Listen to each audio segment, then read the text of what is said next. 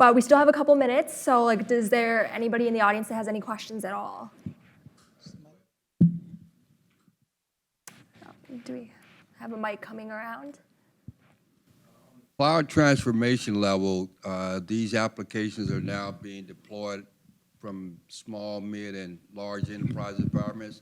How is encryption technology impacting the transformation, and also what's your opinion on how virtualization has impacted the cloud transformation? Has it benefited it drastically, or has it hindered cloud? Because at this moment in time, those two things, encryption and virtualization and data archiving and all that stuff, is kind of all compiled together. I just want to get your opinion on that. Yeah, I feel like he's testing our IT knowledge right now. Where am I? Deepti, can you please come up here and answer this question?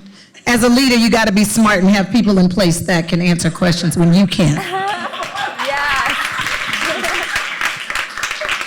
So he was asking, with the cloud, how does the encryption and the archival and everything works? So with the cloud, as Dustin, I think, yeah, so Dustin was, yes, so Dustin. Sorry.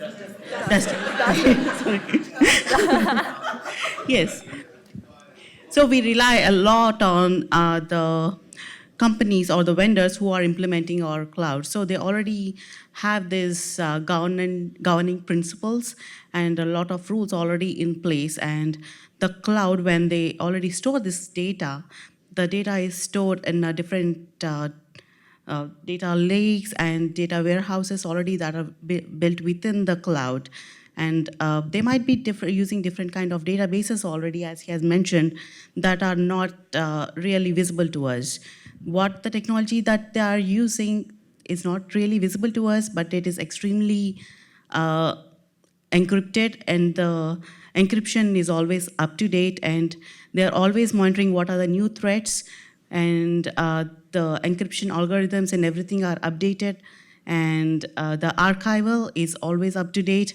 And not only that, if the cloud is distributed across the globe, so let's say that if one server fails at a point, you're automatically routed to the next server, so the business does not even see the impact that, okay, there is a server failure at the cloud or something like that. Thank you, Deepti.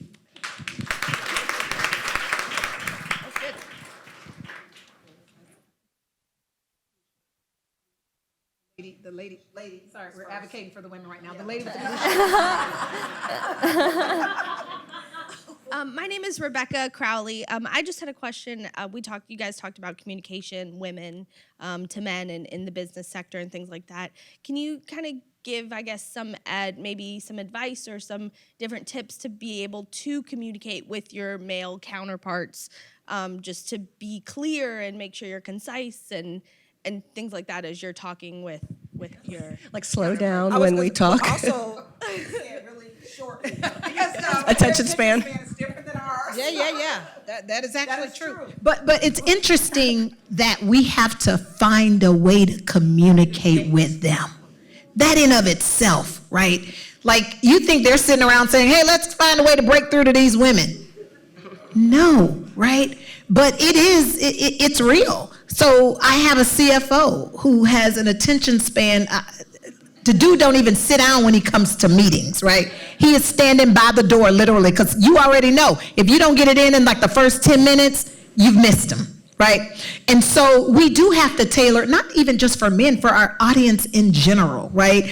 Know who it is you're speaking. Anytime before I set a meeting or go to a meeting, I look at who's on my invite. And literally, I will tailor what it is that I need to say based on who's in the room. If I know my CFO is there, Melissa, you got the first slide, you got to get it, right? I don't care if that was the 14th slide, it's now moved to the front, because I know it's got to be short, it's got to be brief, and it's got to be, and that's anywhere we go. My husband, he don't want the details, right? You want to go on a Disney cruise? How much does a freaking cruise cost, right? He doesn't care if Mickey Mouse is going to show up and the 7-year-old is going to have the black, how much does it cost? So we do have to keep it, and as women, we want all the details. Like, what about the food? It's so much better than the other cruise. He didn't care. How much does it cost? Tell me what it costs, and then we'll have to get you a decision, right? So, Yeah, I think she's exactly right about, making sure that you tailor your communication to meet the needs of the person that you're talking to, regardless of gender. I've got an example. So I work with my husband. He's the CEO. And I'm the chief operating officer, and I always talk about how Neil floats around like way above the clouds at 30,000 feet.